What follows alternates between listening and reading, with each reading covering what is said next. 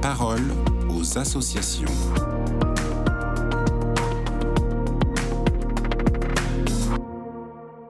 Bonjour à tous, bienvenue dans la parole aux associations. Aujourd'hui, je suis avec Agathe Rodriguez. Bonjour Agathe. Bonjour. Alors Agathe, vous êtes chargée des réseaux sociaux à la Société de Saint-Vincent-de-Paul et vous partez souvent en vadrouille pour rencontrer les bénévoles et recueillir leurs témoignages. Et justement, vous étiez récemment dans la belle ville de Chartres. Oui, Chartres, connue pour sa cathédrale et ses pèlerinages, mais c'est aussi un beau terrain de solidarité. Les bénévoles de la Société de Saint-Vincent-de-Paul regorgent d'initiatives pour venir en aide aux plus fragiles. Ils poursuivent l'action historique de notre association en rendant visite à des personnes isolées, mais ils ont aussi un vestiaire solidaire. Mais l'action dont je vais vous parler aujourd'hui, c'est la halte sourire. Alors la halte sourire comme le café sourire ? Oui, c'est bien ça, la halte sourire. C'est bien dans la lignée de notre café sourire que ce lieu a vu le jour. Les bénévoles, ils ont voulu créer une véritable halte de repos pour les personnes sans abri de Chartres. Ici, on trouve bien plus qu'un café chaud et une oreille attentive. La halte sourire, c'est une réponse concrète aux besoins de nos amis de la rue, comme les appellent affectueusement les bénévoles. Un lieu de répit, de respect et surtout d'humanité.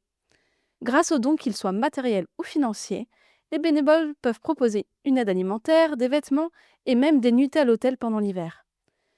Et au-delà de l'essentiel matériel, les bénévoles proposent aussi des ateliers de dessin, de chant ou des séances cinéma. Des moments simples pour s'exprimer, se détendre et retrouver un peu de légèreté. Est-ce que la halte sourire travaille avec des partenaires pour des aides plus spécifiques ? Eh bien oui, et c'est même l'une de ses grandes forces. Les bénévoles ont su tisser des liens solides avec d'autres acteurs de la solidarité locale.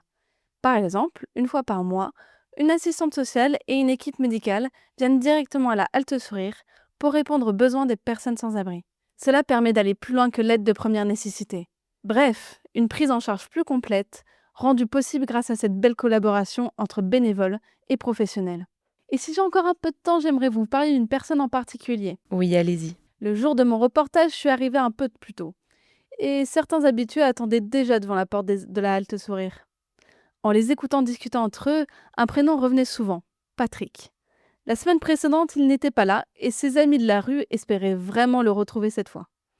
Or, quand Patrick est arrivé sur son vélo, il a été accueilli par des sourires sincères et des exclamations chaleureuses. En particulier par Jean-Luc, qui n'hésite pas à lui lancer son premier jeu de mots de l'après-midi. Une relation complice entre les deux hommes qui s'est construite au fil des années. Bénévole depuis 28 ans à la Société de Saint-Vincent-de-Paul, Patrick n'a rien perdu de son énergie ni de sa bienveillance. Il faut dire que c'est lui qui est à l'origine de la halte sourire. Aujourd'hui encore, avec l'équipe de bénévoles, il est là chaque semaine, avec un mot pour chacun, à l'écoute, attentif. Et pour les personnes accueillies, ça change tout. Parce qu'ici, on n'est pas juste reçu, on est attendu, et ça fait toute la différence. Eh bien, merci Agathe pour ce partage. Et pour en savoir plus sur la halte sourire de Chartres, on peut voir votre reportage en ce moment sur tous les réseaux sociaux de la Société de Saint-Vincent-de-Paul.